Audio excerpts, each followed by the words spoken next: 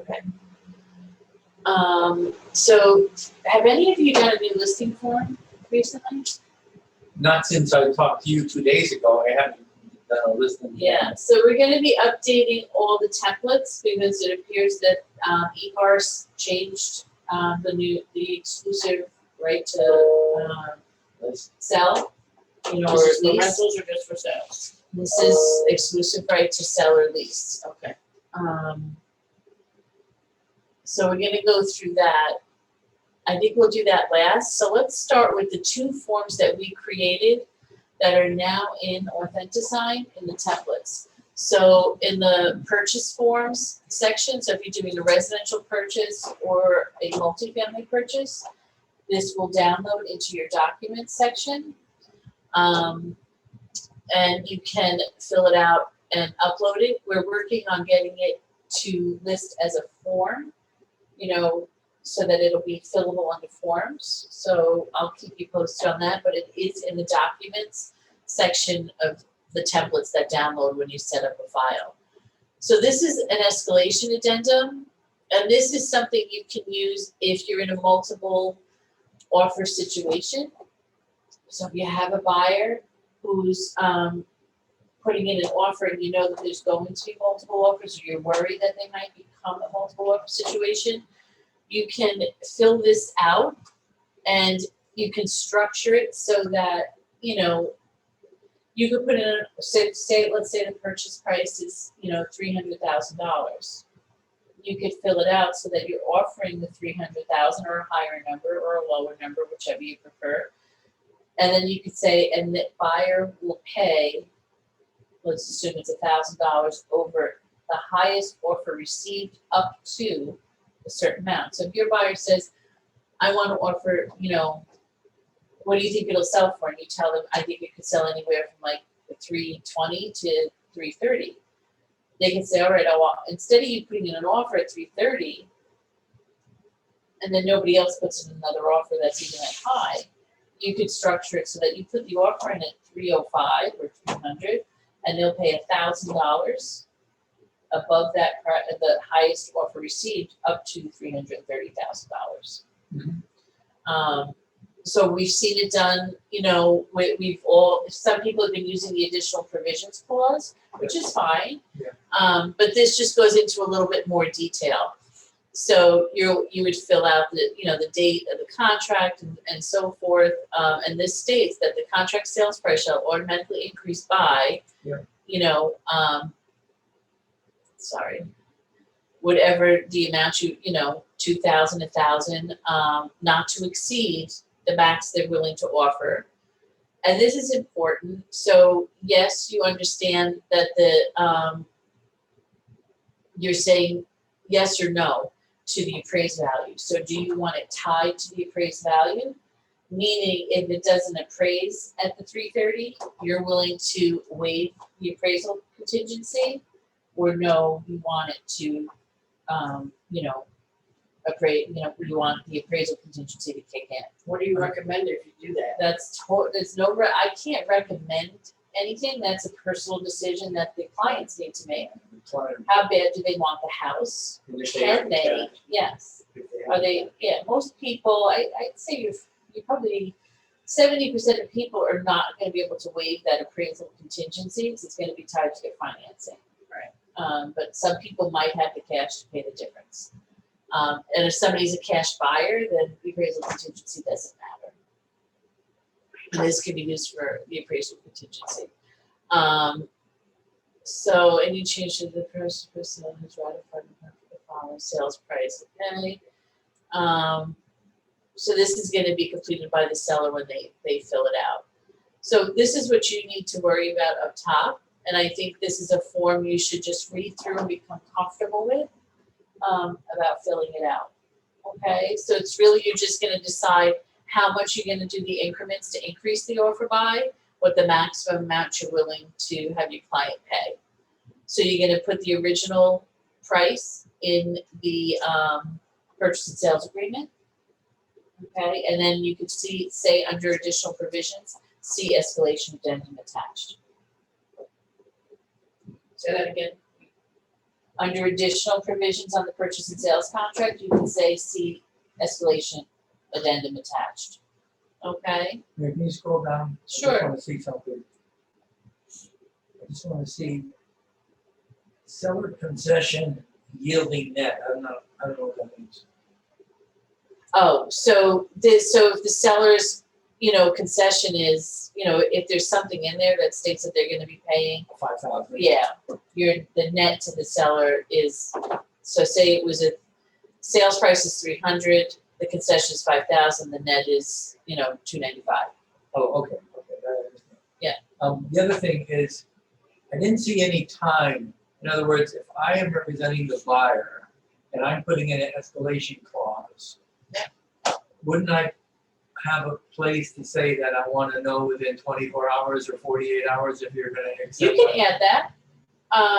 You can handwrite that in. That's totally up to you. That line right there above, right underneath seller concessions and yielding net, is that a place to write that? Where it's blue? Yeah, you can make an additional provision. No, that's But to be to be complete by filled out seller. the seller. Yeah, so I would just, you can handwrite that in, if you wanted to, or you can mark it up, not handwrite it. You can use the markup in Authentisign. Yeah. And add that in if you want, or you can put it under additional provisions. But when it's in a multiple offer situation in today's world, and in my opinion, when you're doing an offer and you're pushing them to make a decision quickly, you're going in really high and you're saying, yeah, I want an offer within 3 hours, 12 hours, whatever. This is more to say, they tell you, we're giving everybody until Sunday at 5, and they have like a 3-day window. Okay. You're just saying whatever offers come in during those periods, mine will be $1,000 higher up to this. But you can definitely modify it to if your client wants to give them that deadline. I think that's something that this might not be used for as much as going in really high and saying, I want an answer. Yeah. Right away. All right. Because otherwise it's almost counterproductive, because you're saying, I'll come in $1,000 higher than any offer, but I want a response, within 12 hours or 24 hours. But if they're giving everybody 3 days, Yeah. I just don't know if it would work. Okay. But don't forget, you could structure these any way you're comfortable. You can add language to any document. You can use the markup and just add a text line and add in if it's something your client wants. At the end of the Does that day, have to be initial? Yeah, I would initial that. Yeah.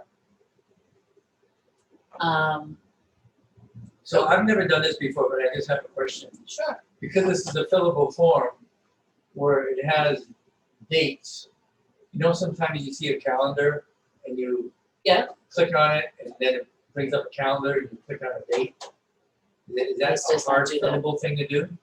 Oh, you mean like, put that function into the fillable form? Yeah, we're Yeah. probably not going to do that. Yeah. Yeah. So it's Yeah. Okay. It gets a lot more complicated. Okay. We just wanted to give you the tools to be able to do it, but that would require more programming. Yeah. Forget it. Than, No. yeah. Okay. No, I appreciate we have the form. So do you understand when the form is used, Tom? Yep. Okay. I think it's a great tool in today's market, to give you an edge. And we accepted one with an escalation clause. We had to show the contract to prove that it was at like 380, so they came in at 381. And it worked. And you can show the other offers even with the names on it, or No, you can redact those. Yeah, I would redact the name, the buyer's name. The seller's name doesn't matter, but the buyer's name you can. Okay, so let's.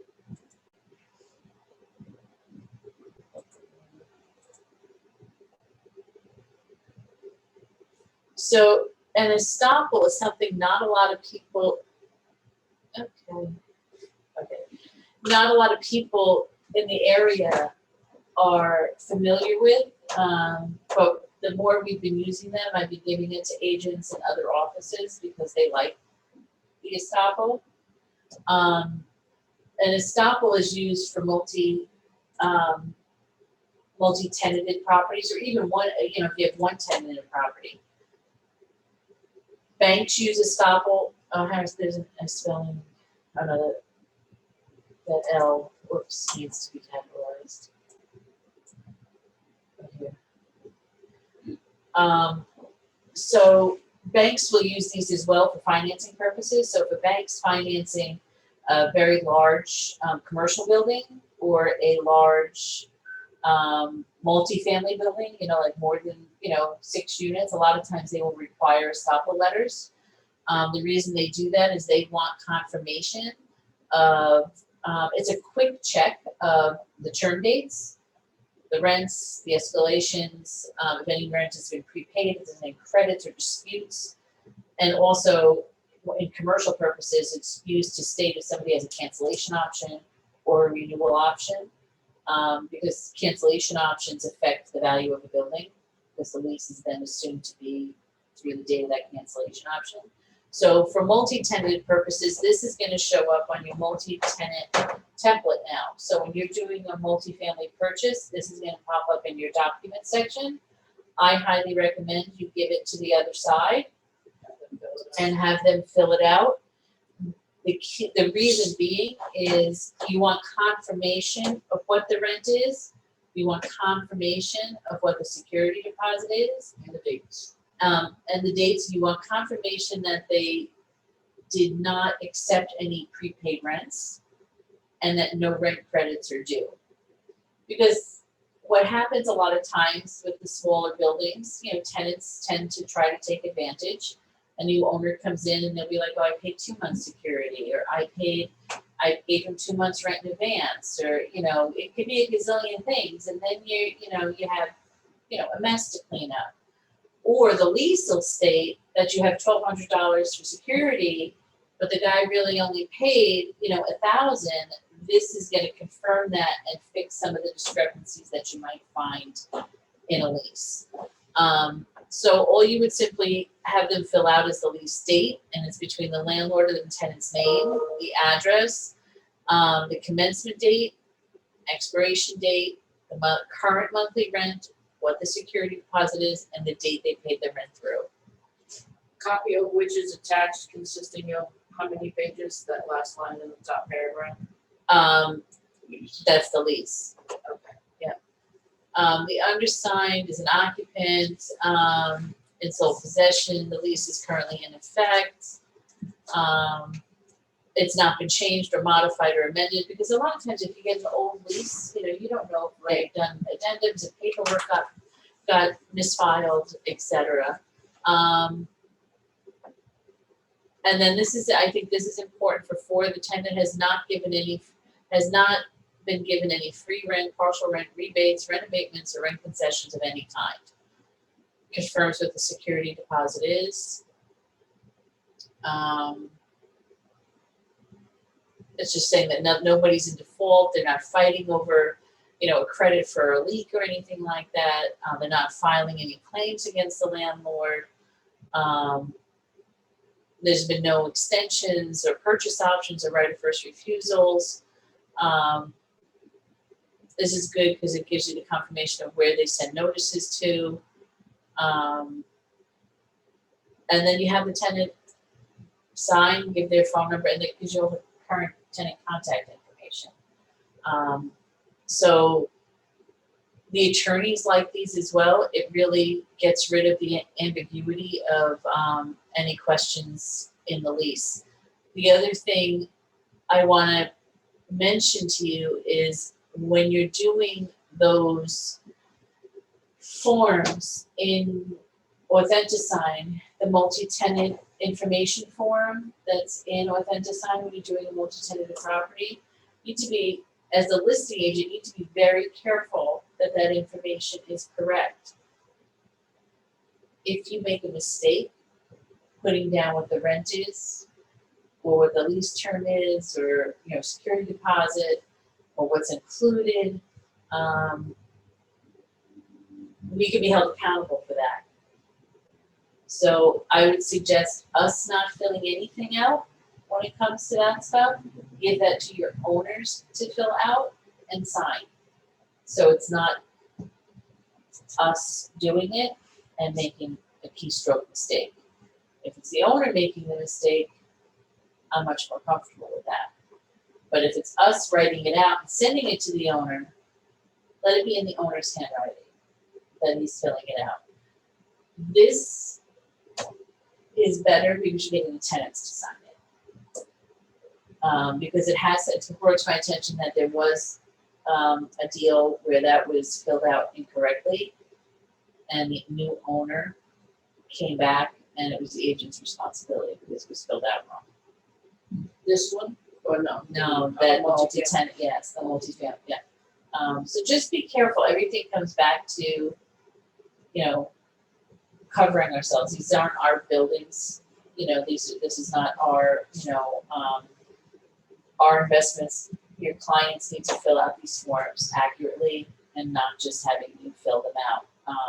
We're not their secretaries. We're there to help and guide them, but just remember you can be held accountable for the mistakes. So this is a great backup to be able to, if you made a mistake in that or something was wrong in that, this is what's going to count. Is that you had the tenant signature on something and they're acknowledging. So what if they fill it out?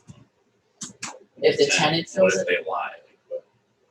Well, the owner is going to fill this out most of the time, or the owner's So you attorney, just do both. and then they get the tenant's signature on it. Okay, so the owner fills it out and you have the tenant sign it. They have the tenant sign. So the owner, you're just going to supply this to the owner, and they're going to get it signed. If you're representing the owner, yes, the owner's going to fill this out. You can help him do so, and then the tenant signs. So like when I was doing a whole group of properties, like 20 properties in Ponic Ridge that a client was buying, I required the estoppel from every one of them because it was a lot of tenants. And there was the leases are handwritten and they're old, and and there was a lot of discrepancies from the lease to what was actually being paid, and what the security deposits were. So the estoppels actually turned out to be much more reliable than the actual leases. So if you're on the buyer side, Either side, I would say, just but get you don't do it, let the, right. You ask for them, say, here's the estoppel, and you could put that. I would put it in your additional provisions, estoppel forms to be provided for each of the tenants. See attached form, and make it a requirement and a condition of the contract, but it has to be in the contract. That's a condition of the contract. estoppel form should be, say that again, What do you mean? you said to add in the provisions. That the estoppel forms need to be completed and signed by all tenants. See attached form.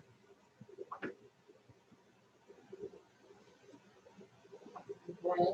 I have kind of a tangent question. Yeah. Appliances.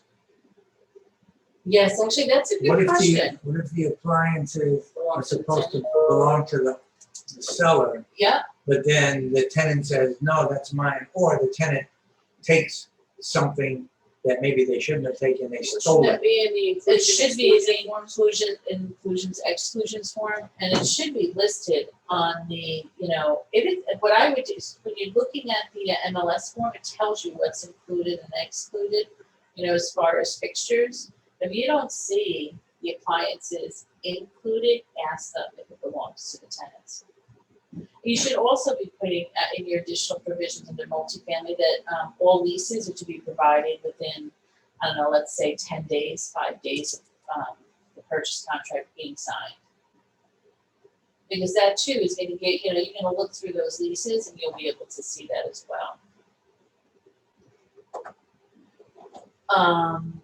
When it comes to the residential properties, Mike, that's not a bad idea to add a line that appliances belong to, and you could do it as simply as a box, tenant, landlord. So that's not a bad thing. Maybe we can add that to the form, Harrison. To the, Estoppel form, what was it again? appliances, and just put i.e. the following appliances belong to the tenant. And if there is any, they can handwrite them in. Yeah. And we can add that to the form. And if it's a commercial property, they can just X that out, that's all.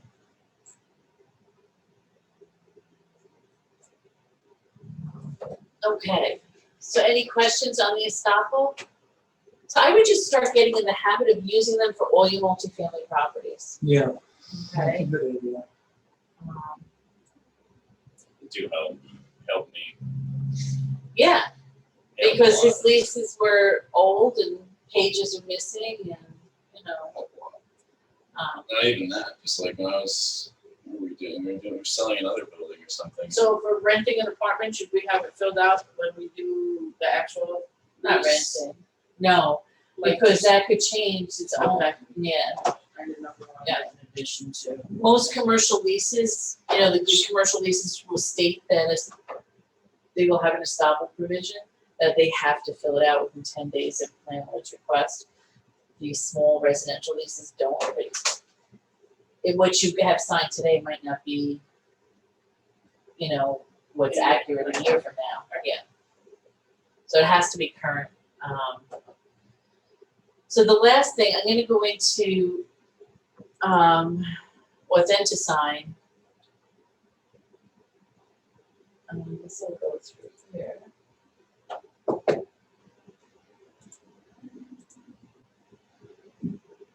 I want to show you the new listing form.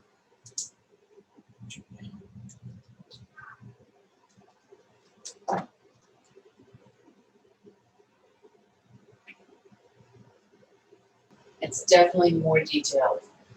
So right off the bat, you'll see it's changed. So here you're checking off whether it's the exclusive right to sell, exclusive agency. That's easy. Here you're putting in the commission. How do Can I just shrink this down? Yeah.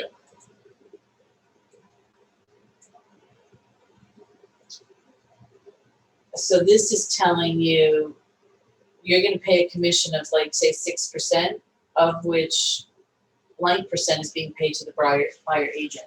So now you're disclosing what percentage is being paid to the buyer agent. Whereas before, we used to just put in 5 or 6%, Right, and that's all they knew. right. But I guess it's come up a few times where, you know, sellers were not aware that the listing agents weren't sharing the commission equally with a buyer's agent.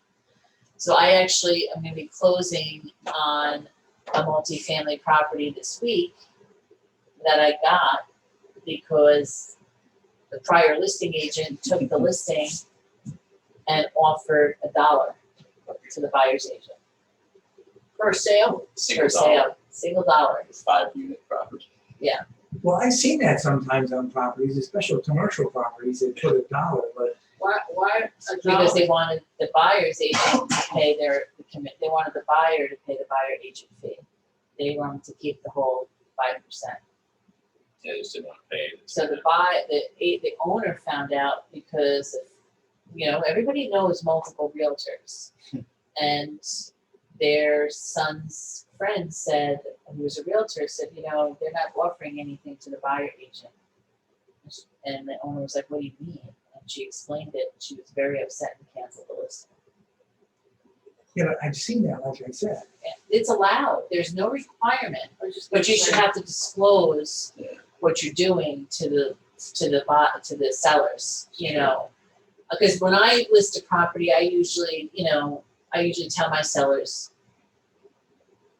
I always want you to offer 2.5%. We have to offer 2.5% at least to the outside agent. I said, if you try to offer less than that, they might not necessarily be motivated to show your house as much. But legally you can. Legally, you can, but now legally, you have to disclose to the seller what you're doing. It's no longer just up to you. You have to tell your seller what you're doing, which I think should have always been the case. So that's what you're doing here. So that's changed. So you're gonna put in your percentage and what you're paying to the outside agent. So your total, your total commission.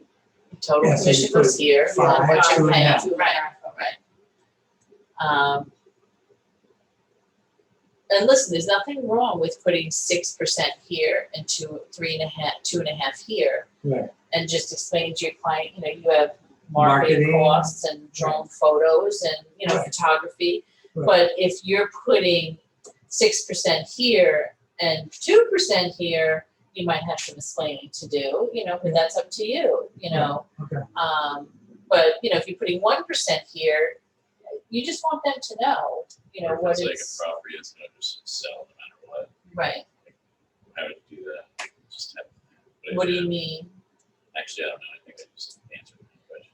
Yeah, so, That's like I just did one for a client who was I have sold multiple properties for them. And they were really tight on money because one of them was losing their jobs. They asked if I could reduce the commission. And I said, I can reduce my commission, but, I'll go down to 2%. But I really think you should offer the outside agent 2.5. So let's list it at 4.5% commission. She's like, no, I really want to do it at 4. I said, well, I can't go below 2. That means that the outside agent's only getting 2. And I said, I really think you should offer the 2.5. And his husband was all for it. And she was like, no. And I told her, I said, that's fine. I'm just telling you, normally they're not going to be happy with it. If they asked, she said that she would pay the 2.5. And, I kind of fought for the buyer's agent a little because, in today's market, a buyer's agent could be showing, entering into 5 or 6 contracts and not getting any of these houses. They work really hard for their money, the buyer's agents. I really want to see them get, whether they're one of us or another agency, they really do earn a 2.5, at least a 2.5% commission. But my client wanted 4, that's what I did. And, we sold it, but I explained how the commissions, work. But, when I give a reduction in a commission as a gift to my clients, typically that's my gift. So you I reduce it on don't, your end. yes, I do not pass that along to the buyer agent. They have no vested relationship with my seller. So if I decide to take a 4% commission, I would typically, if that was a true gift to my client, I would take 1.5 and 2.5 to the other side. So it's just something, that's the way I work. You guys have to come up with your own, decisions. But as an agency, I don't want to see 2.5 should be our norm on our side, no less than that. It has to be a special circumstance for you to, agree to take 2. Anything less than that is really a total gift. So this is where it gets more complicated down below. What about that next one where within how many days? So that's the same thing that's in the agreement now. So that has to do with, if you show it to somebody, so I usually put 30 to 60 days there. Seller warrants. So seller represents that the property is subject to the following liens.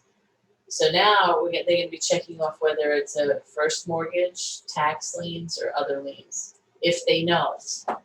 Okay.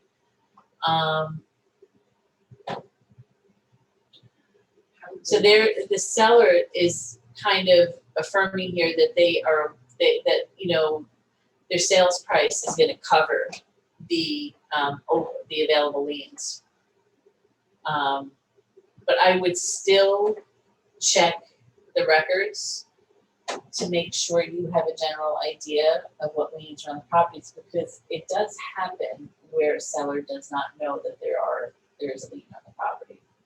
Where do you find those? You can go right on Realist and it pretty much will list, or you can call or go downtown and look at the what's recorded. So the marketing of the property, that's pretty much the same.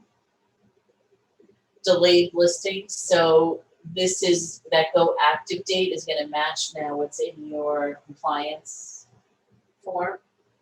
So if you're taking the listing, but you're not going to actually have it hit the MLS for 5 days after, you wanna put that go active date here, okay? So if we have a listing that's really starting today, but we're not gonna get it in the MLS, we know for 2 days, we're gonna put the go active date here for 2 days from now. There's no leeway at all? There's no 48 That's- hours? No, this is more for you, so you're gonna, if you know you're taking a listing on a Sunday, you know, and just say, you know you have a really busy week next week, you might need till Wednesday to get the listing in, like you might not have the photography being lined up, so you only have 48 hours, but if you need 72 hours, you're gonna put it there. That's gonna give you your drop dead date to get it into the MLS. Okay, you just can't accept appointments or anything on it, you know, until that date. You can't start showing it ahead of time. But if they click the top box, you have to list it that day. It has to be listed on the effective date, yeah, the term date. Where's the date? Actually, there is no date in here, is there? By all phrase. This says Oh, that's when it expires. in effect on the date it is signed. Signed, yeah. So this is the date you're gonna have it go in the MLS. So if you're meeting with somebody today and you're not gonna list it for 2 weeks or after a holiday weekend or whatever it is, that's the date it has to be in the MLS, period. Okay? If you can list it before then, you can, right? Yeah, you could probably list it before then. That's your go active date. Okay, coming soon. So there's been some confusion on this. So look, I had a client call me and they're like, I want to see, you know, blank house. It has a coming soon sign on it. So I got on the MLS, there's nothing in the MLS. I call the agent and I'm like, we have a coming soon sign up. He goes, yeah, I'm getting a ton of activity. I'm like, well, that's amazing. I'm really happy for you. I said, but it really should be in the MLS. He's like, I didn't think so. I said, yes. You can't not have a coming soon sign up and not have it in the MLS coming soon. So if you're gonna do coming soon, there's nothing wrong with it. It's a great way to build leads, but it needs to be in the MLS as coming soon too. Okay, no sign unless it's in the MLS. Okay. Oops. Where's the whole listing? Let's see.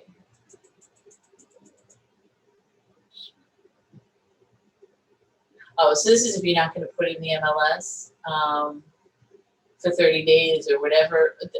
I honestly cannot think of a reason why our clients would not want it in the MLS.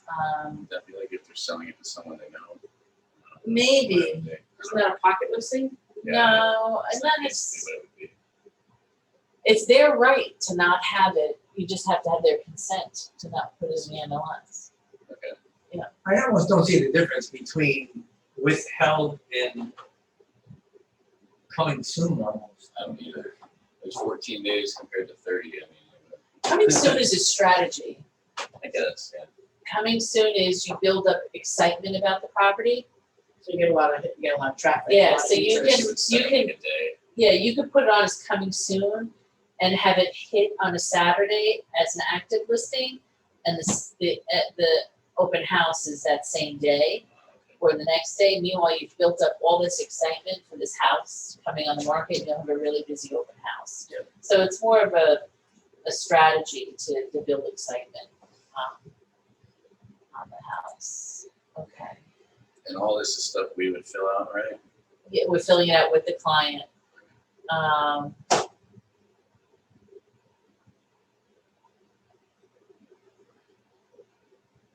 Okay, so this is new, the listing content. I haven't read through the whole thing, but I'm pretty sure it just states that this is all, you know, all your photos are owned by you. So you're paying for the photography, you're paying for the drone photos. You need to make sure your clients understand that if they choose to not use you when this listing expires, they cannot give those photos to the next listing agent. You own those photos.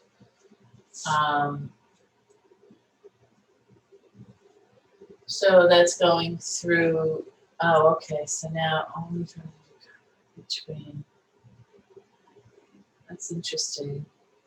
So I guess we're gonna be doing the residential foundation condition report, for houses built between 1983 and 2015 regardless. Does not state that it's only for certain counties. That's because of Florida, baby. No, that's here. No, that's because Yeah. it's collapsing. Applicable only to properties or additions with concrete foundation construction. Got it.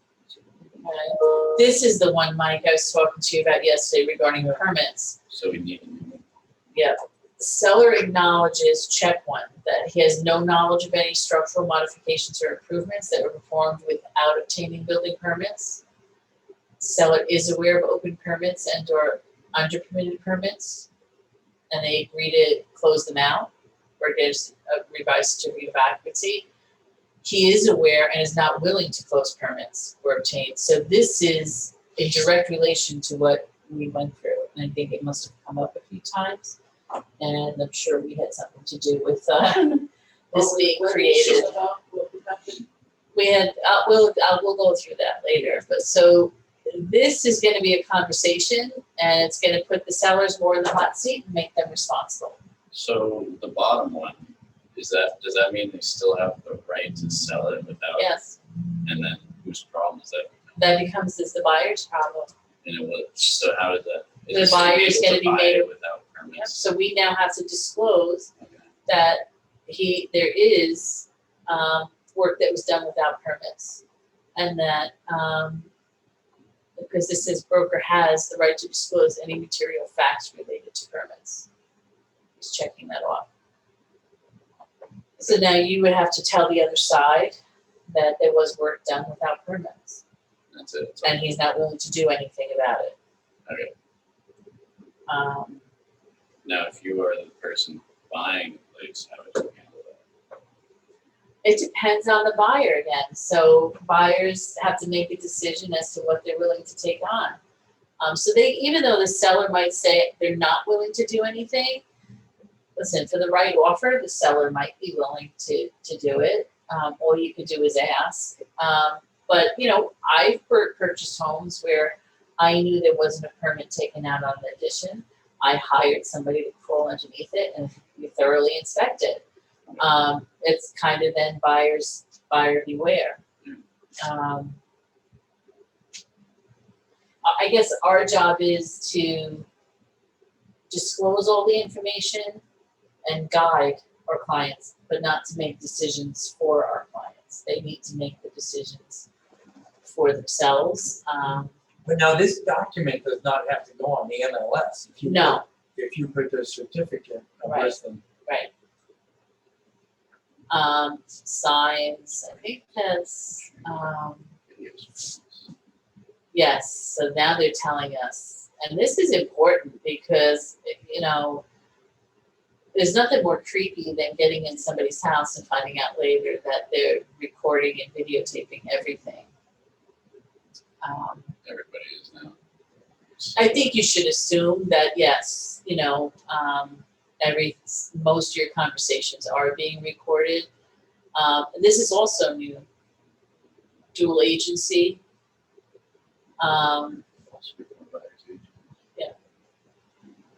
So that they will have to supply the dual agency and or designate the agency consent agreement, if we go down that road. This is going into offers. This wasn't in here before either. Seller acknowledges that until closing, broker shall present to seller all offers, whether written, verbal, counter, or backup, unless seller has waived this requirement in writing. Buyer representatives may participate in the presentation of the offer to seller, yes or no. I don't understand that.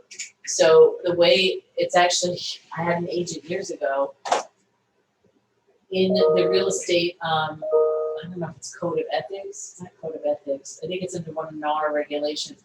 Technically, buyer's agents have the right to present their offer directly to the seller. Really?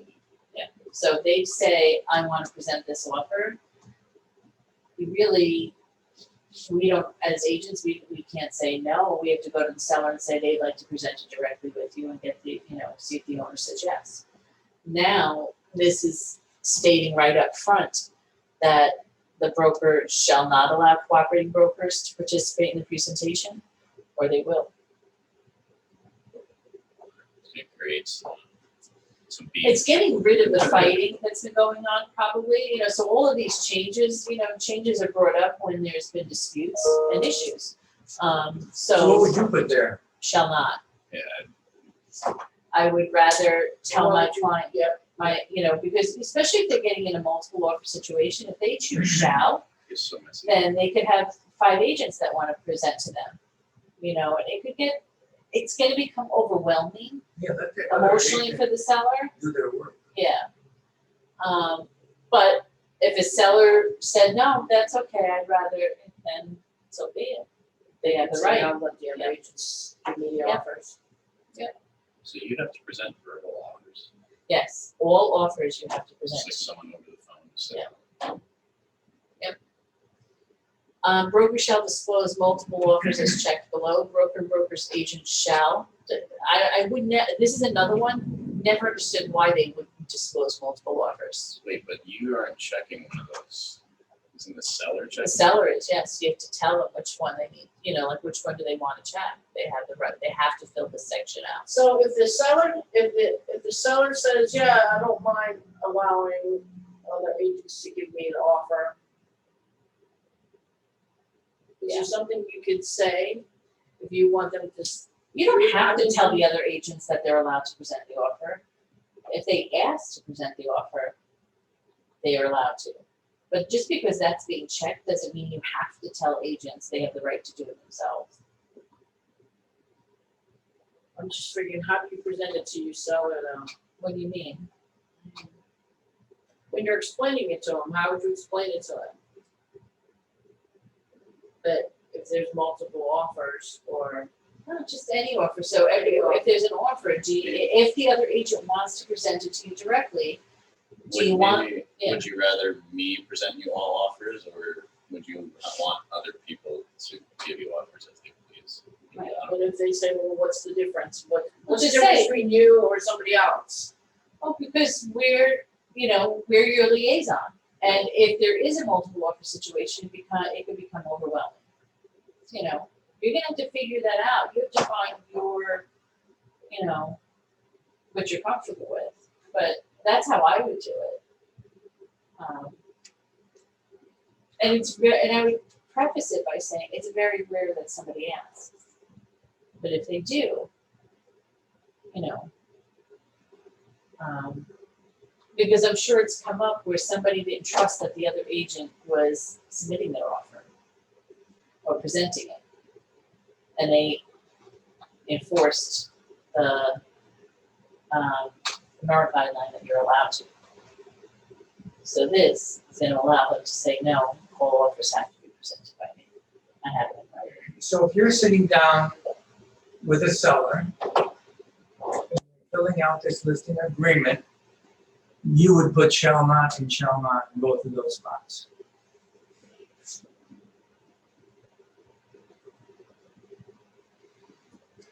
No, I would put shall not for B and shall for C. I think you should always disclose that you're under multiple offers because it could drive up the price. Okay. That's my opinion. I'm not saying my opinion's, right. People will disagree with me on that, but I can't. 9 times out of 10 is going to drive up an offer. But I will preface that by saying, that was always the case years ago. And then the millennials hit the market, and all of a sudden, like 1 year, we had multiple offers on like 3 properties, and I said, "Oh, there's multiple offers. Can you supply? Everybody needs to supply the highest and best." And the buyers, like, got it 2 out of 3 were like, "I'm out." What do you mean you're out? They didn't want to participate in multiple offer situation. I have that too. I have a client who does not want to get Yeah. 2 of them, and don't want to get involved in multiple That's the offers. fun part. They don't want, They don't want it's a real issue. So I tell my buyers, my sellers that now. That, it becomes, you're rolling the dice now by saying it sometimes. But in today's market, where you have 15 offers or whatever, and this is a special market, I would say you always tell people you have multiple offers. It's, if you gotta go into the game knowing you're gonna be competing. But in a regular market, like it was before this, that's what was happening, when it's, especially if it's a buyer's market. Multiple offers, they get testy about, so it's a risk. So that's referring to disclosing multiple offers to. The buyer's agents, yeah. Okay. You know, and I'm sure this came about because somebody did not disclose that there was multiple offers. They did not get to revise their offer, and an agent had a fit because their client lost out on the property, and, you know, Don't you have to tell be honest with your client anyway? I mean, but if they it's a say they're listing- claiming their client told them that they didn't have multiple, that they didn't want to disclose to the buyers that they had multiple offers. That's a seller's right to say, I don't want them to, you know, I don't want to disclose multiple offers. Yeah.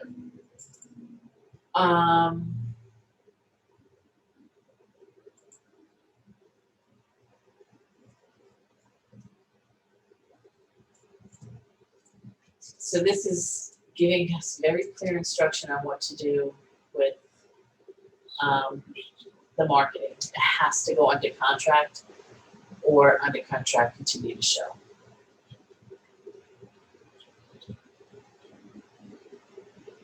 Alright, So really, they're both under contract though, right? But continue to show is to continue to show as a backup offer. right. Why would you do continue to show this in cases like that? So up until the time, what a lot of people do is, until you get through all the contingencies, you know, the inspection contingency, they keep it under continue to show to accept backup offers. Some people do it right through the mortgage contingency. The downside to that is it also skews the number a little bit. So when you put it under deposit, the clock stops ticking on number of days on market that it took to sell it. When it's under continue to show, and it takes 6 weeks to get to closing, you know, that number could be now 45 days. It's going to show up. That But it under takes. deposit can be under contract. Yeah. Yeah. So can you go from under contract back to under contract, continue to show? Yeah.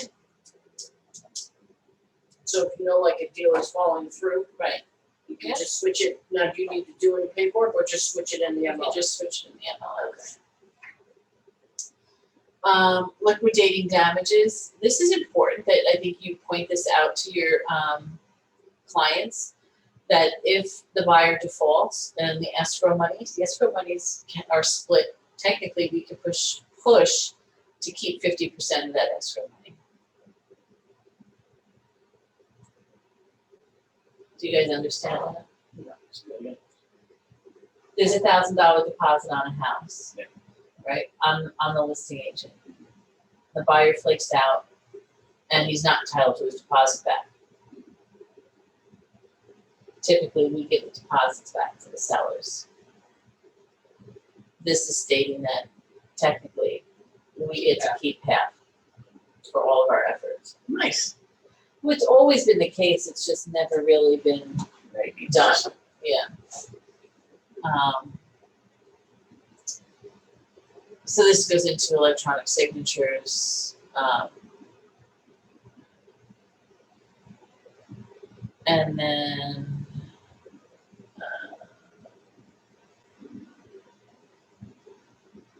the rest, it's pretty standard. So it's a lot of changes in one form, right? Holy crap. That's a lot of changes. Oh my God, I really just got comfortable with the first one. The first one was like super easy and, It's a brand new form. yeah, it's a brand new form, there's a lot here.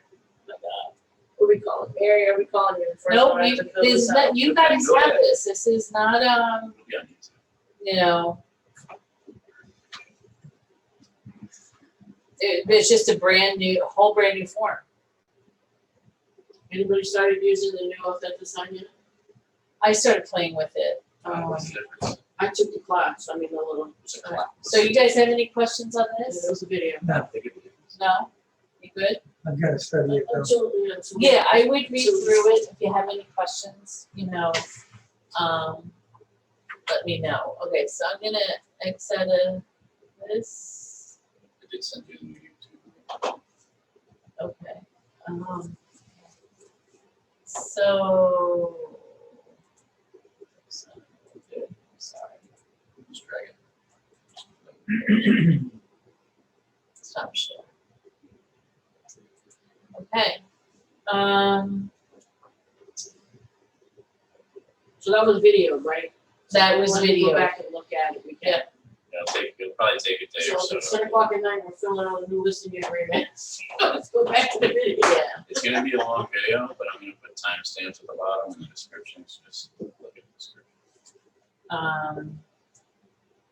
So upcoming client appreciation ideas, we decided we are doing the pie thing for Thanksgiving, correct? Are we gonna do that? Some We're type of each gonna do something. it on Facebook, right? So we're Yeah, gonna do like just a on raffle. Okay. Oh, Facebook raffle, and I was gonna contact Flanders. right, and then we're gonna come up with maybe where I go out and, you tell me how many poinsettias you want, I'll have them picked up and, you guys can deliver them to your clients. Yeah. Okay, all right, for Christmas, around the holidays. Yeah. Okay. I know there was a lot of information, today, any questions? No, I'm just concerned about the other agents because they're gonna. Yeah, it's a I mean, whole new if- form. If they're not keeping up with what's going on, I don't know how they're gonna. Well, I'm gonna email the link to today's meeting and we're gonna put it on the YouTube channel and Yeah. hopefully they'll watch it and call us with Yeah. with questions. I'm gonna stop the recording.